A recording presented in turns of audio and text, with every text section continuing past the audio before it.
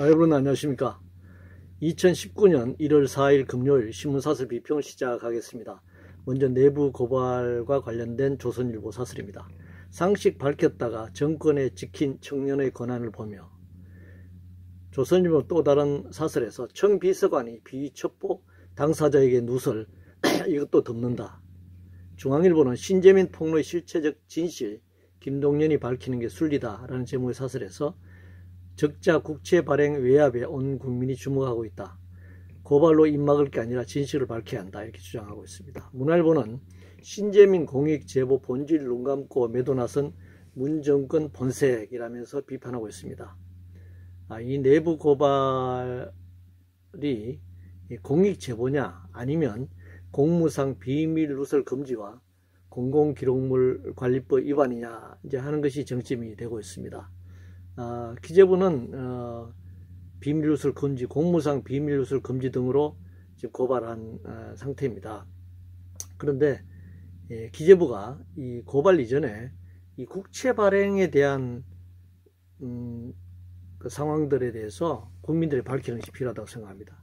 국채 발행의 역사, 국채 발행의 과정, 국채 발행에 있어서 기재부와 청와대와의 협의 과정 이런 것들을 그동안의 국채 발행 역사에 대해서 국민들의 소상히 밝히는 것이 필요하다고 생각합니다. 왜냐하면 이 국채가 발행한다는 것은 정부가 빚을 낸다는 것인데, 정부가 빚을 내는 것은 정부가 따로 뭐 갚는 것이 아니고 국민이 갚는 것 아니겠습니까? 그렇기 때문에 이 국채 발행에 있어서 최종적인 책임자는 책임을 지게 되는 주체는 국민입니다. 그렇기 때문에 이 국채 발행을 둘러싼 여러 가지 논란에 대해서 국민들이 이해하는 것이 필요하다. 그 다음에 과연 이것이 신재민 전 사무관이 불법이냐 아니냐 하는 문제에 대해서 판단할 수 있을 것이라고 생각합니다. 경제정책과 관련해서 한국경신문은 위기 변화, 생존 강조한 기업 신년사, 정부 그런 절박감 있나 라는 제목의 사설에서 최저임금 인상과 주 52시간제 강행 폐업 늘어나고 있다. 세금 퍼붓기와 보조금 뿌리기식 그 땜질식 처방이 문제다. 기업 옥죄는 상법과 공정거래법 개정도 문제다. 이렇게 지적을, 정부 정책을 비판하고 있습니다. 매일경제신문은 CEO들 절체절명의 위기감, 정부도 진정으로 느껴야 한다 라는 제목의 사설에서 미국과 중국의 무역전쟁과 보호무역주의가 확산되고 있고, 글로벌 경기 둔화 등 외부 변수에 최저임금 인상, 근로시간 단축, 강성노조 경영 압박, 반기업 정서 등 내부 위협까지 겹치고 있다.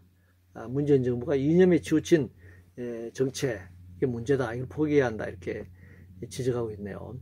문화일보는 미국발 안보 경제 경보 커지는데 문정부 대응 미덥지 않다라는 제목의 사설에서 문정부는 북한만 바라보고 있고 경제 활성화와 혁신을 외치면서도 정작 정책은 반기업 반시장 규제를 쏟아내고 있다 이렇게 비판하고 있습니다. 그런데 이게 전체적으로 이게 경제위기 현재의 그 문재인 정부의 취하고 있는 경제위기 본질이 최저임금 인상과 주 52시간 그리고 반기업 정책 때문이다 이렇게 결론적으로 몰아가고 있는 것은 지극히 잘못된 판단이라고 생각합니다. 최저임금 인상으로 이 소상공인과 자영업자가 어렵다 이렇게 몰아가면, 그럼 결론은 최저임금을 깎으면 소상공인과 자영업자가 어려워지지 않느냐. 1년에 수십만, 100만에 달하는 소상공인 자영업자가 그럼 올라가지 않느냐 이렇게 물으면 거기에 대한 답은 사실 없는 겁니다. 이것은 경제위기의 결과죠. 최저임금 인상과 주 52시간 때문에 경제위기가 온 것이 아니고 경제위기 결과 이 소상공인과 자영업자가 어려워진 것입니다. 그런데 이 소상공인과 자영업자가 어려워진 것은 경제위기 때문이지만 본질적으로는, 그러나 현실적으로 보면은 글로벌 대기업, 재벌 대기업, 중기업으로부터의 그 이윤, 부의 축적 이 부분이 그 낙수 효과를 통해서 아래로 내려와야 합니다. 그래서 재벌 대기업, 중기업, 소상공인, 자영업자 이렇게 내려오고, 또 그 이윤의 일부가 최저임금 선상인 노동자들, 저임금 노동자들, 알바 노동자들 이렇게 다시 내려오는 그런 물이 아래로 흐르듯이 그렇게 순리적으로 흘러야 하는데 그 재벌 글로벌 기업, 재벌 대기업, 중기업 이런 중규모 기업에서 멈춰버리는 것이죠. 그러니까 윗목만 따뜻하고 아랫목이 아주 냉골인 그런 상태이고 그 냉골에서 소상의 자영업자와 알바 노동자의 이 싸움, 가벌병정의 병정의 싸움으로 이렇게 방치되어 있는 거란 말이죠. 그러니까 이 성장 후 분배가 돼야 되는데 성장 후 분배가 되지 않는 그 낙수 효과가 전혀 발생하지 않는 그런 상황, 이것이 문제인 것이죠. 그래서 이 구조적인 문제를 도외시하고 소상공인들과 자영업자와 알바 노동자, 최저임금 선상인 노동자들 사이에 이렇게 싸움을 붙이는 이런 상황이 되고 있습니다. 일자리와 관련해서 동아일보는 문 대통령 일자리 늘리려면 서비스업 혁신도 시동을 걸어야 한다 이렇게 주장하고 있네요. 자본주의 사회에서 어떤 산업이나 기업의 혁신은 기존의 인력 등 경영 혁신을 수반합니다. 구조조정을 수반하죠. 그래서 정리효과가 발생하고 실업으로 이어집니다. 뭐 어떤 기업이 혁신했다고 해서 사회적 일자리가 총체적 사회적 일자리 늘어난다, 그런 보장은 없는 거죠. 현실적으로 보면 일자리가 또 늘어나기도 하죠. 늘어나기도 하지만 구조조정으로 또 그만큼 줄어드는 부분도 있단 말이죠. 그래서 단순히 혁신만으로 일자리 늘어난다 이렇게 말할 수는 없습니다. 오늘날 이 전지구적 그 자본주의 위기 이것이 확산되면서 어느 나라나 이제 높은 실업률을 이제 보여주고 있습니다. 그래서 이 경제의 구조적인 자본주의 경제 체제의 구조적인 문제가 있고 또 자본주의 경제가 현실적으로 직면하고 있는 불황기, 공황적 그런 상황, 이런 것들이 높은 실업률로 귀결될 수밖에 없는 그런 현실이란 말이죠. 그러니까 무조건 이런 상황에서 규제 완화, 뭐 투자 확대, 일자리 증가 이렇게 도식적으로 갈 수 없다는 겁니다. 노동시간 단축 일자리를 나눠야 하는 문제가 있고 그 다음에 실업 상태를 유지시켜야 되는 문제가 있습니다. 뭐 실업자가 늘어나서 이 구매력이 없어지면 결국은 생산하더라도 생산한 상품이 팔리지 않아서 다시 더 불황의 국면으로 빠질 수밖에 없기 때문에 실업 상태에 있는 사람들에게 그 삶이 유지되고 최소한의 소비를 구매력을 유지할 수 있도록 기본소득 등 보편적 복지제도를 확충해야 된다고 생각합니다. 교육과 관련해서 동아일보는 자사고 없애려고 평가 지표까지 바꾼 교육당국이라는 제목의 사설에서 일반고는 1550여 곳이고 자사고는 42곳뿐인데 이것도 없애려고 한다 이렇게 비판하고 있습니다. 그래서 공교육 이 붕괴보다는 이 하향 평준화, 자사고나 이렇게 특목고 등을 없앰으로써 전체적으로 하향 평준화되는 게 문제다, 이런 이제 지적을 하고 있네요. 자사고를 그럼 늘리면 하향 평준화를 막을 수 있다는 것인지 묻지 않을 수 없습니다. 특수한 학교를 운영하면 나머지 학교는 다 하향 평준화 되는 거 아닌가요? 역으로 그것이 더 문제 아닌가 그렇게 생각합니다. 지금 교육개혁의 핵심은 자사고를 늘리냐 줄이냐의 문제가 아니고 다수의 학생들이 획일적인 그 교과 내용, 획일적인 내용으로 교육을 하고 또 시험을 통해서 획일적인 시험과 경쟁 체제, 학생들이 시달리고 있죠. 꿈과 희망을 잃어가고 있다는 겁니다. 학생들이 10대, 20대, 10대 전후로 꿈과 희망을 가지고 자기의 미래의 어떤 직업이 됐던 삶의 어떤 방향을 모색하고 또 어느 정도의 지식도 이제 습득해야 되는 그런 기간인데 주어진 뭐 그것이 자본주의 체제에 필요한 노동력 생산이 노동력이 됐던 아니면 국가가 필요한 국가관, 역사관 이런 것을 심는 교육이 됐던 획일적인 교육에 소위 말하면 밀가루 반죽이 자유롭게 여러 가지 형상을 모양을 내야 되는데 붕어빵 틀에 부어서 다 붕어빵이 되는 그런 상황이 되는 거란 말이죠.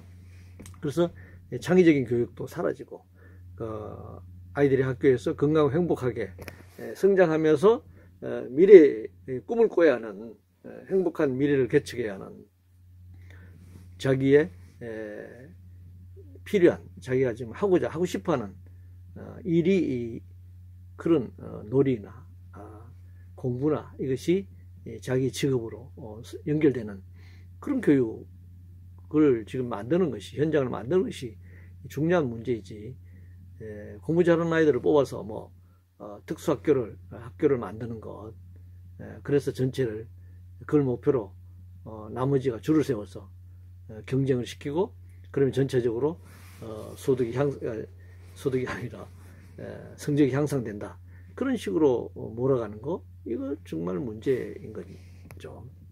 교과서 문제와 관련해서 동아일보는 초등교과서 검정 전환, 사회과목은 안 된다라는 제목의 사설에서, 검정교과서가 채택될 경우 아직 가치관이 확립되지 않은 어린 학생들에게 왜곡된 역사관과 국가관을 심어줄 수 있다, 이렇게 지적하고 있습니다.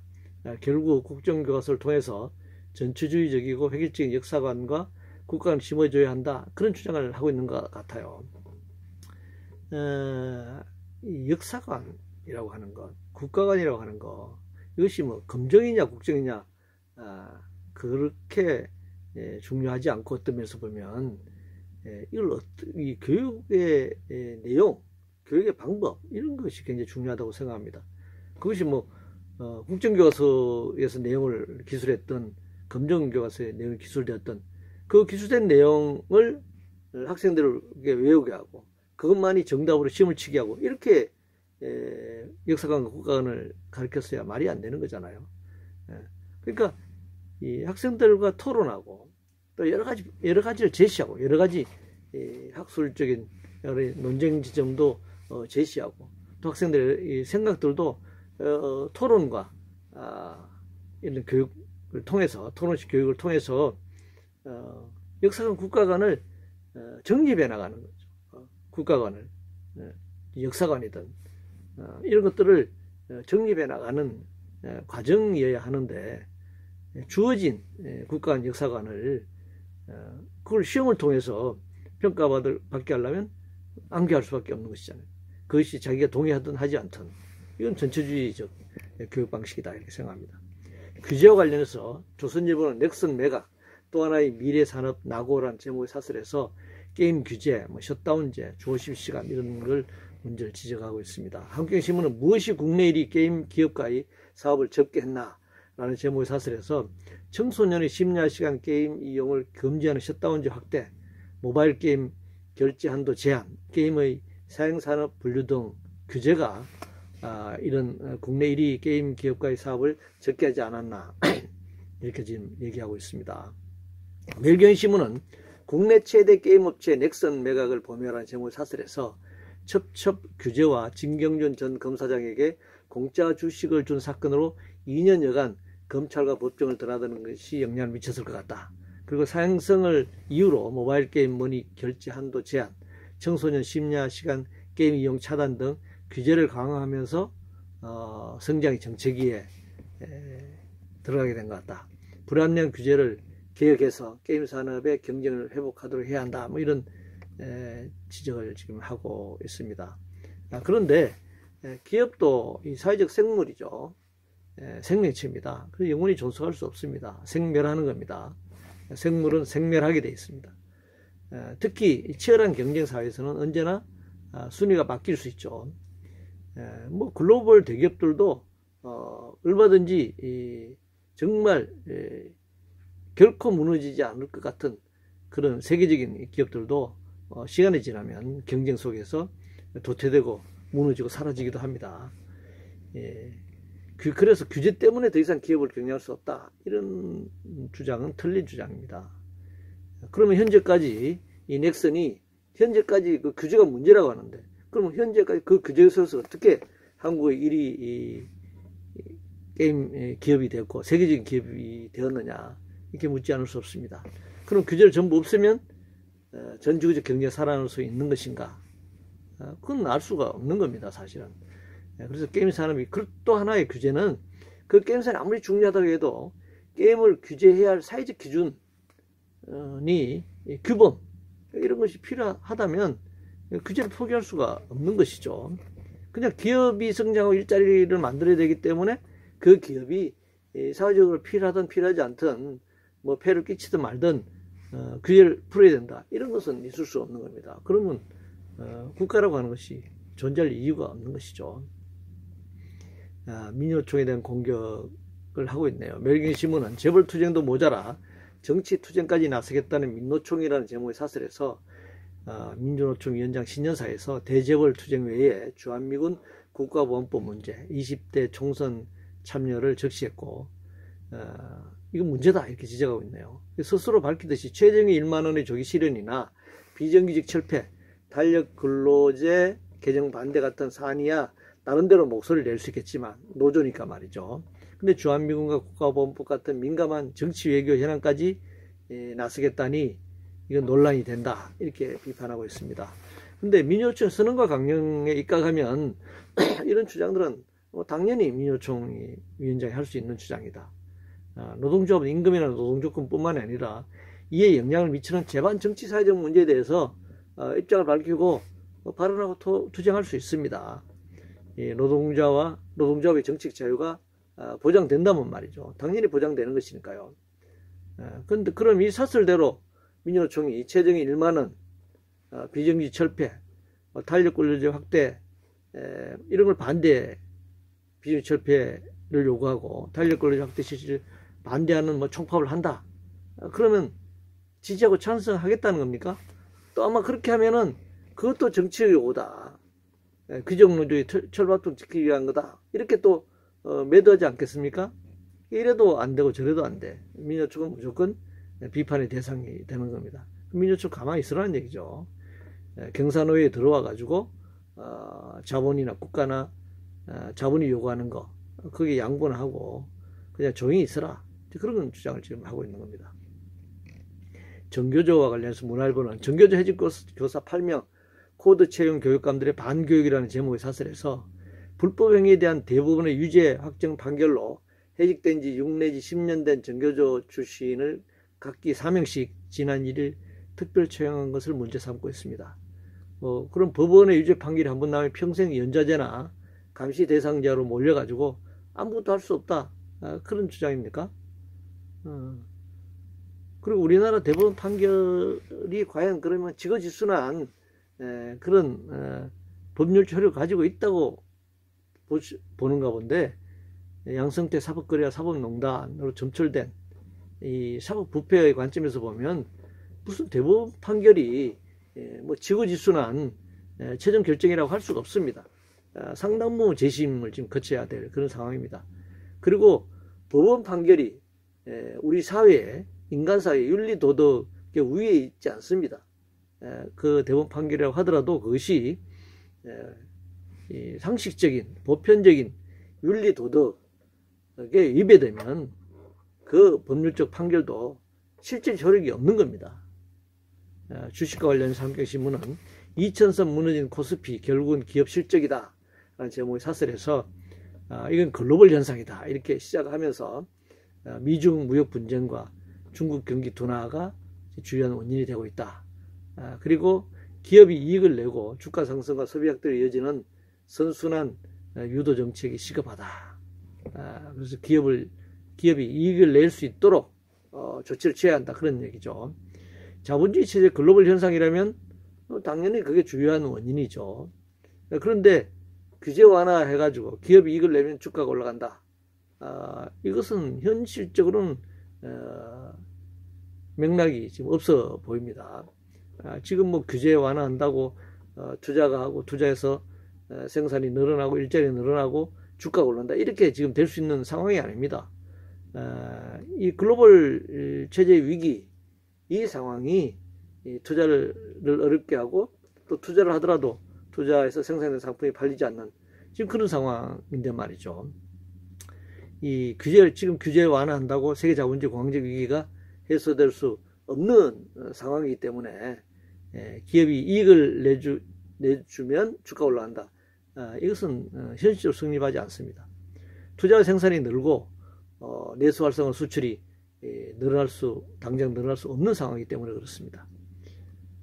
국방 문제 관련 중앙일보는 국방장관의 안보 인식이 불안하게 짝이 없었어야라는 제목의 사설에서 국방장관이 일부 우리가 남북 문제에 있어서 우리가 이해하면서 북한이 여러 가지 도발한 것에 대해서 이해하면서 미래를 위해 나가야 할 부분이다 이렇게 한 말에 대해서 안보의식이 불안하다 이렇게 지금 지적하고 있습니다.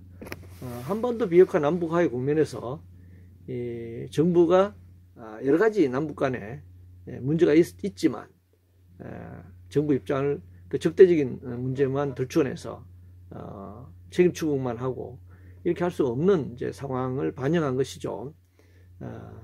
그래서 그럼에도 불구하고 남북 군사적 문제에 있어서는 그동안 대치해 오면서 발생한 문제들에 대해서 이건 서로 입장을 달리할 뿐이지 우리 쪽이 북한이 한 행위에 대해서 없었던 걸로 한다든가 사과도 요구하지 않는다든가 그럼 최종적으로 결론을 내린 것은 아니죠.